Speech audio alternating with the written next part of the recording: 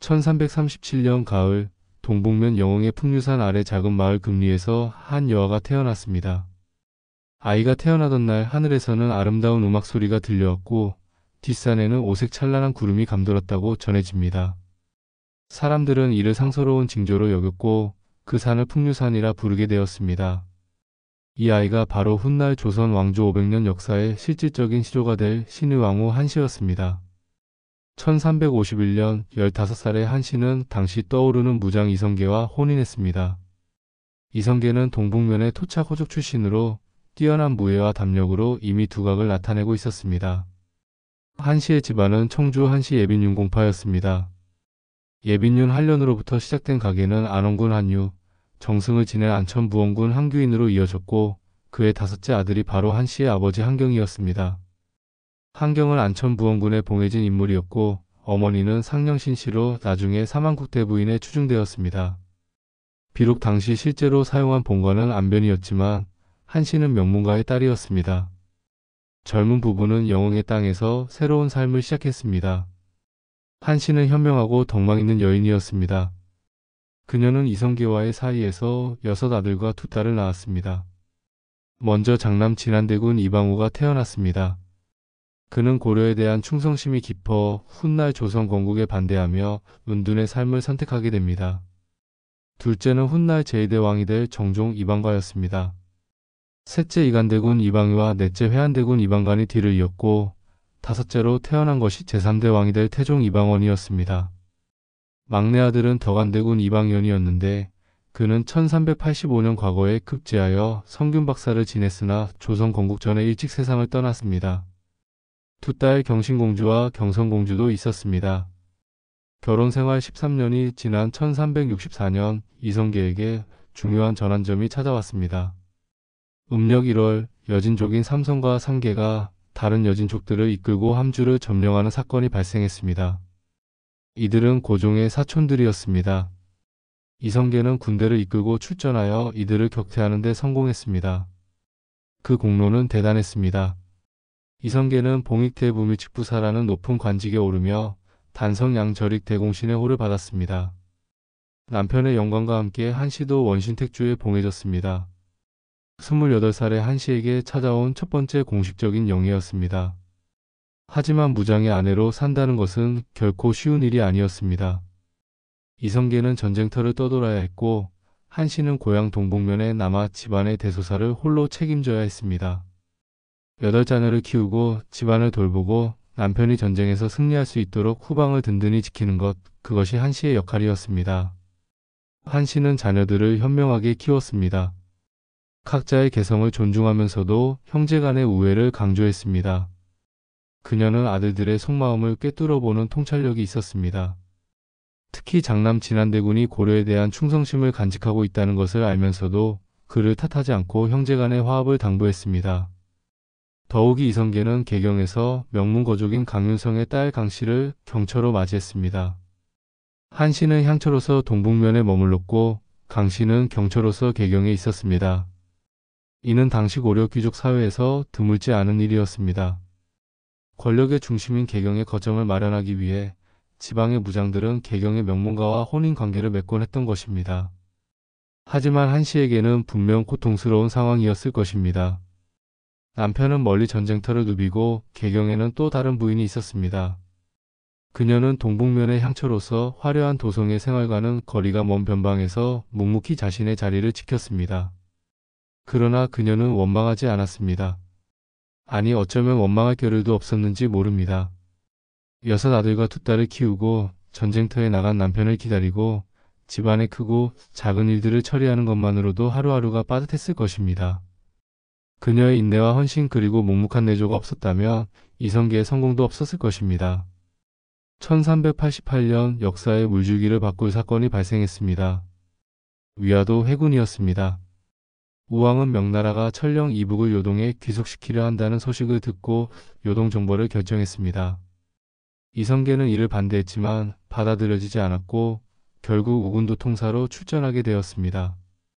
하지만 압록강의 위화도에 이른 이성계는 4가지 불가론을 내세우며 군대를 돌려 개경으로 향했습니다. 이 소식이 전해지자 한씨와 가족들은 큰 위기에 처했습니다. 해군이 실패하면 역적의 가족이 되는 것이었습니다. 한씨는 다섯째 아들 이방원의 인솔하에 가족들과 함께 포천제벽동을 거쳐 동북면으로 피신했습니다. 얼마나 두려웠을까요? 남편의 운명도 아들들의 미래도 알 수 없는 상황에서 험한 길을 떠나야 했던 그 심정이. 다행히 위화도 해군은 성공했습니다. 이성계는 최영을 제거하고 실권을 장악했습니다. 고려 왕조는 급격히 기울어갔고 새로운 시대가 다가오고 있었습니다. 하지만 한씨는 새로운 왕조의 탄생을 보지 못했습니다. 1391년 8월 한씨는 병을 얻었습니다. 동북면에서 평생을 살아온 그녀는 이제 55의 나이였습니다. 위화도 해군이 성공하고 이성계의 권력이 확고해지던 시기 한씨의 몸은 급격히 쇠약해져 갔습니다.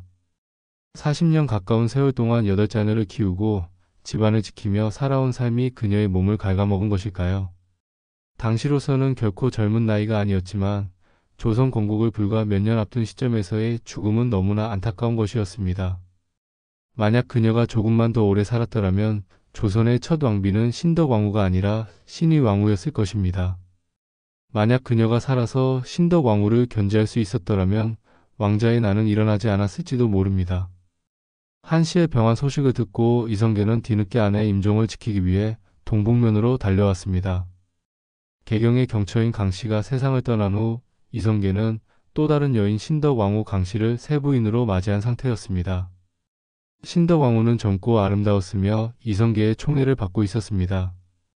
하지만 죽음을 앞둔 한씨 앞에 선 이성계는 위화도 해군에 이르기까지 함께 고생했던 첫 아내에 대한 미안함과 안타까움을 감추지 못했습니다. 그는 자주 찾아오지 못했던 것을 후회했고 오랜 세월 홀로 집안을 지켜준 것에 감사했습니다. 한씨는 남편을 보며 말했다고 전해집니다. 와주셔서 고맙습니다. 원망도 없었습니다.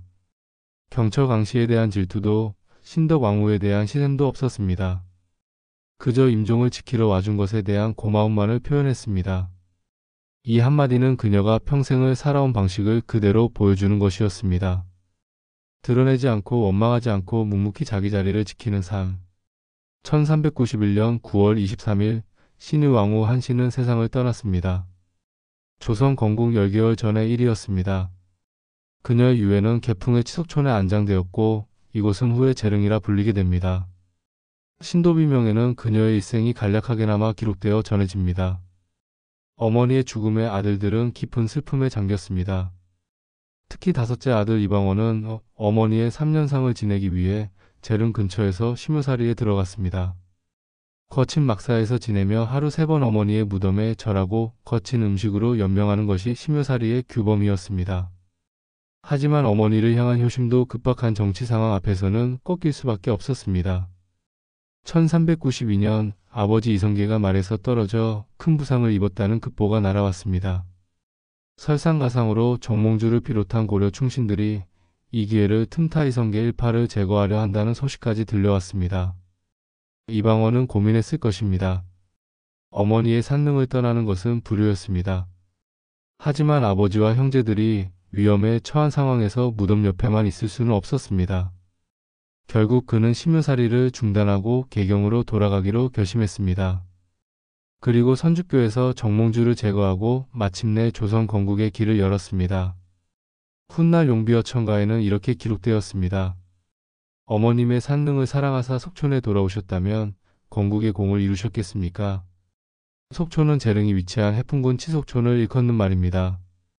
이 구절은 이방원의 선택을 정당화하는 동시에 역설적으로 신의왕후의 죽음이 조선 건국에 미친 영향을 보여줍니다.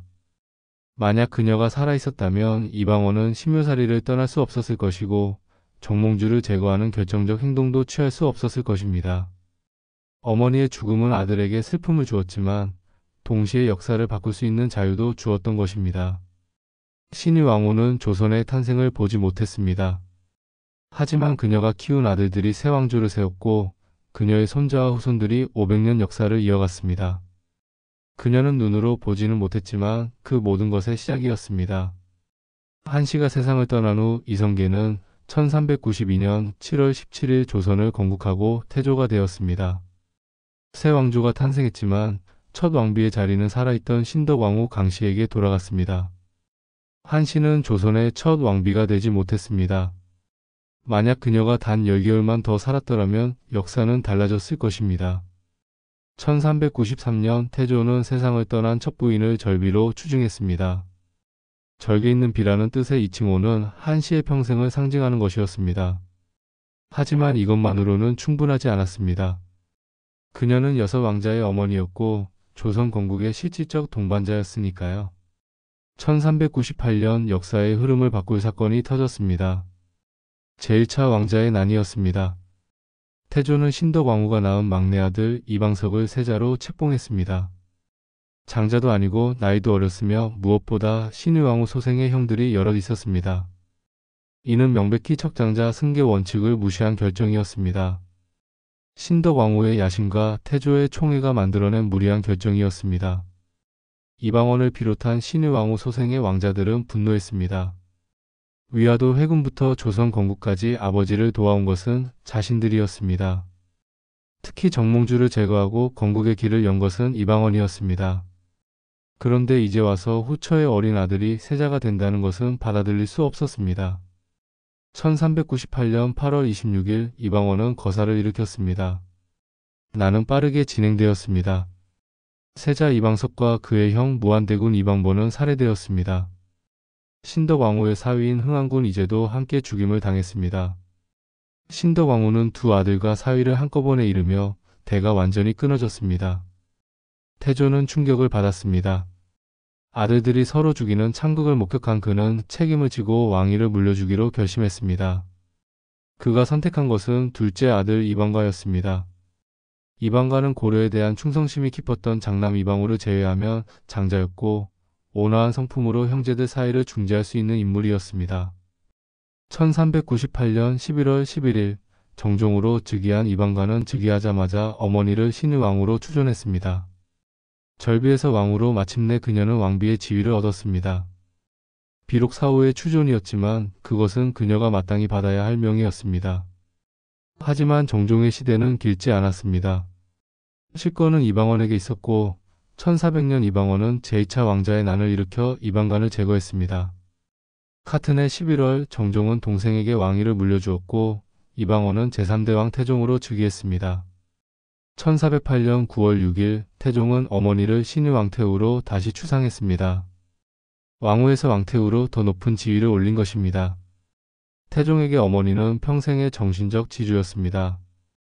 그는 어머니가 살아계셨다면 왕자의 난 같은 비극은 일어나지 않았을 것이라고 생각했을 것입니다. 하지만 275년이 흐른 후 예법상의 문제가 제기되었습니다. 1683년 6월 12일 노론의 영수 송시열이 상소를 올렸습니다. 태종이 한씨에게 올린 왕태후의 자기가 예법에 어긋납니다. 왕태후 즉 대비라는 칭호는 선대왕의 살아있는 왕비에게 쓰는 것이었습니다.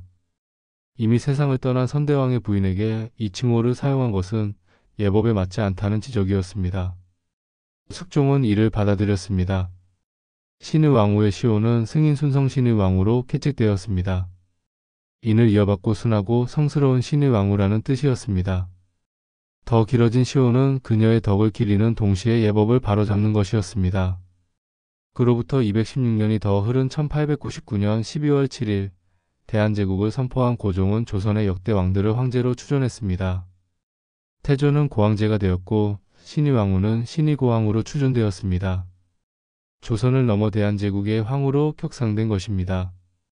조선의 첫 왕비가 되지 못했던 그녀는 결국 대한제국의 첫 황후가 되었습니다. 신의 왕후의 능인 재릉은 개성 개풍구역 대련리에 위치해 있습니다.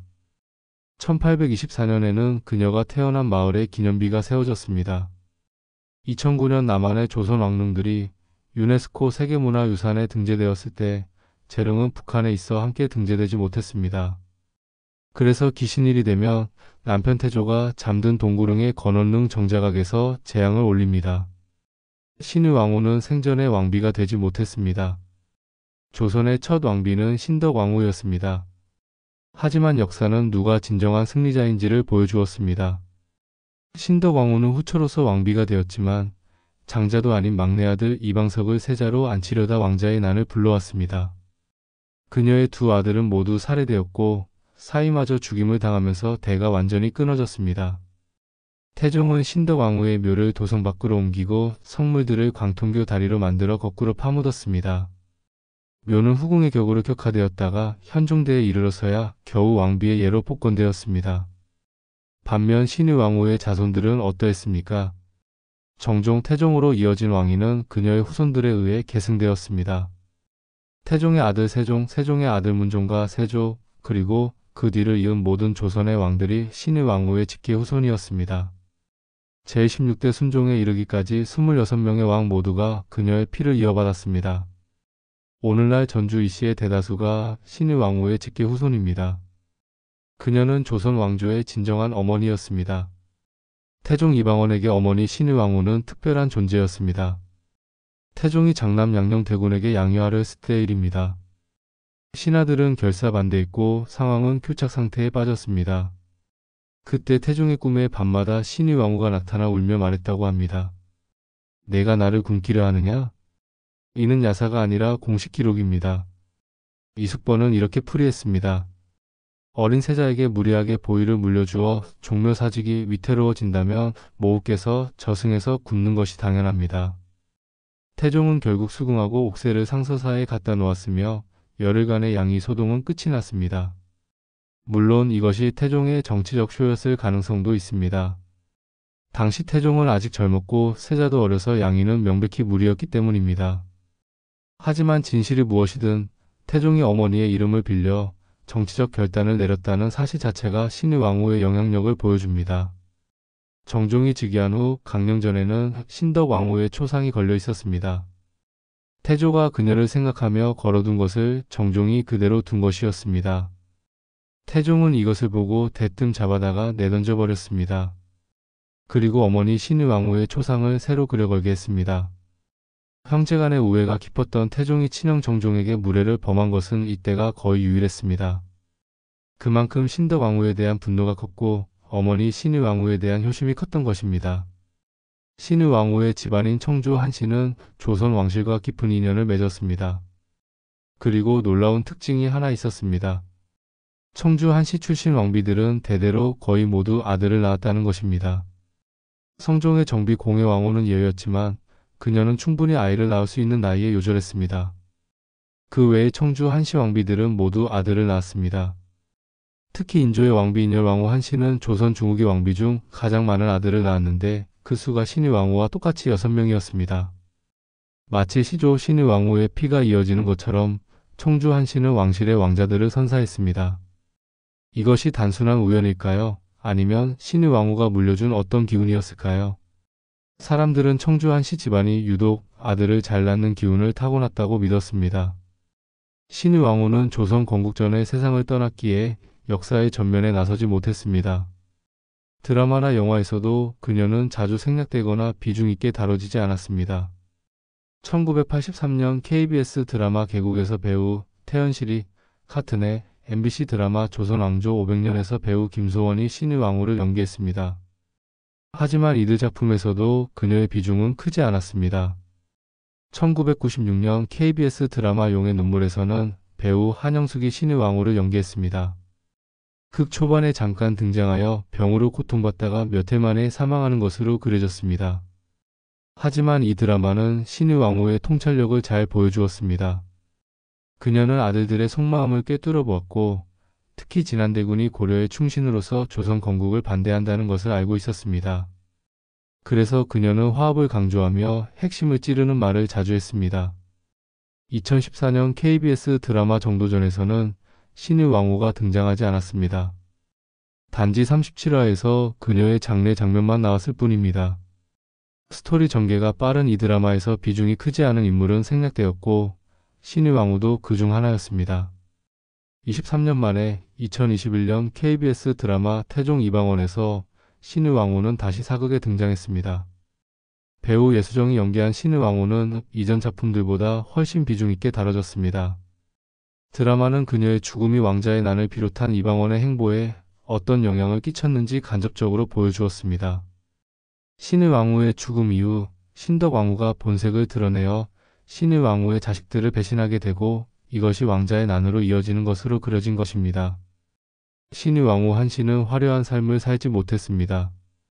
그녀는 왕비가 되지 못했고 새 왕조의 탄생도 보지 못했습니다. 남편에게는 다른 부인들이 있었고 그녀는 먼 동북면에서 묵묵히 자신의 역할을 다했을 뿐입니다. 하지만 역사는 그녀를 기억했습니다. 그녀의 6아들 중 둘이 왕이 되었고 그 후손들이 조선 왕조 500년을 이어갔습니다. 조선의 모든 왕이 그녀의 피를 이어받았습니다. 신의 왕후는 드러나지 않는 힘의 원천이었습니다. 그녀는 태조 이성계에게 든든한 후방이었고 6왕자를 키워낸 어머니였으며 조선 왕조의 정신적 지주였습니다. 태종은 어머니를 꿈에서 만나 정치적 결단을 내렸고 신덕 왕후의 초상을 내던지고 어머니의 초상을 걸었습니다. 오늘날 그녀의 무덤 재릉은 북한 땅에 있어 찾아갈 수 없습니다. 하지만 매년 기신일이 되면 사람들은 남편 태조의 건원릉에서 그녀를 기립니다. 비록 함께 잠들지는 못했지만 사람들의 마음속에서 그들은 여전히 함께 있습니다. 신의 왕후 한씨. 그녀는 조선 왕조에 보이지 않는 기둥이었고 500년 역사의 진정한 시작이었습니다. 화려하지 않았기에 더욱 깊이 남는, 드러나지 않았기에 더욱 강력했던 한 여인의 이야기입니다.